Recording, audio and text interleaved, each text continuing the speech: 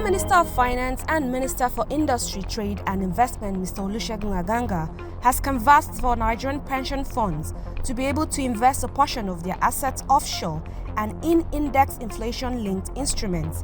He said this was very important as the devaluation of the local currency and rising inflation could lead to an erosion of earnings for the pension funds and subsequently old age poverty for pensioners and retirees.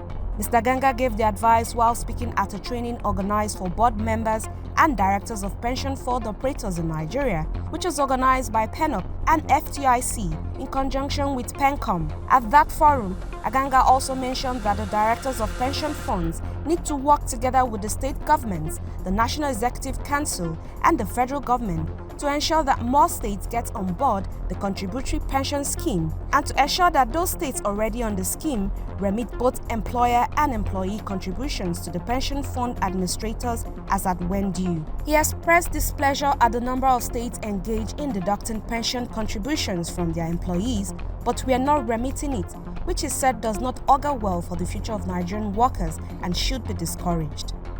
Nigeria's trade surplus recorded a modest improvement in the third quarter of 2023 as trade surplus rose by 47% quarter-on-quarter to 1.89 trillion naira from 1.28 trillion naira posted in the second quarter of the year.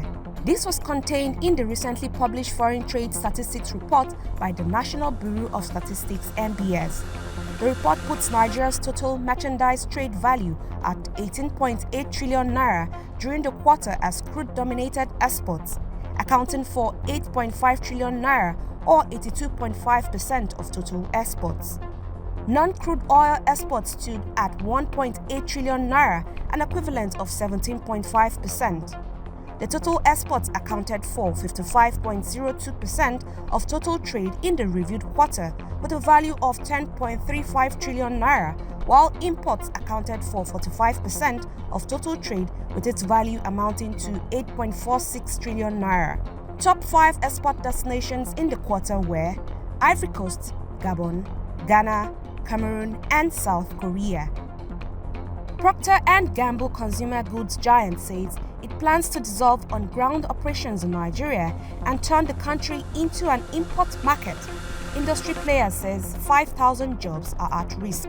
Chief Financial Officer of the group, Andrea Schulten, in a presentation at the Morgan Stanley Global Consumer and Retail Conference said the company is experiencing operational difficulty in Nigeria as a dollar-denominated organization, and the macroeconomic reality in Nigeria is responsible for its latest strategic decision. Same scenario, he said, is being faced in Argentina, and the decision will help the company focus on markets that have the highest potentials. The company's restructuring in both countries, he said, will not affect their balance sheet from a sales or profitability standpoint. Hence, the decision to dissolve footprints on the ground in Nigeria and revert to an import-only model. Director General Energy Commission of Nigeria (ECN) Dr. Mustapha Abdullahi has assured world leaders of the country's total commitment to clean cooling, an energy initiative adopted at the UN Climate Change Summit in Dubai, United Arab Emirates. He gave the assurance in an address at a high-level meeting attended by world leaders and other critical stakeholders on climate change.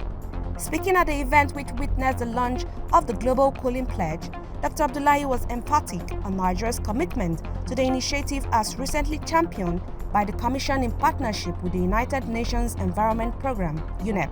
He said as the head of the country's lead agency on energy, his commitment to drive a new energy economy that will be in line with the global best practices is unwavering.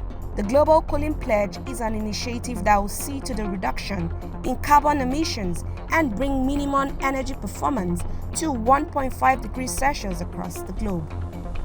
The Debt Management Office (DMO) has offered for subscription 4 federal government of Nigerian bonds valued at 360 billion naira through auction.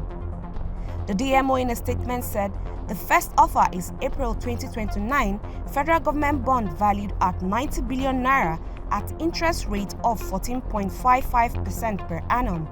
It is a 10-year reopening.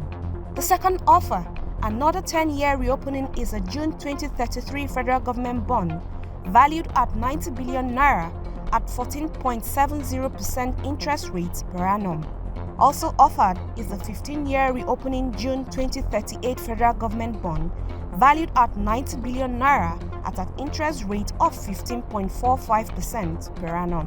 While the fourth offer is the June 2053 federal government bond, also valued at 90 billion naira at an interest rate of 15.70% per annum, 30-year reopening.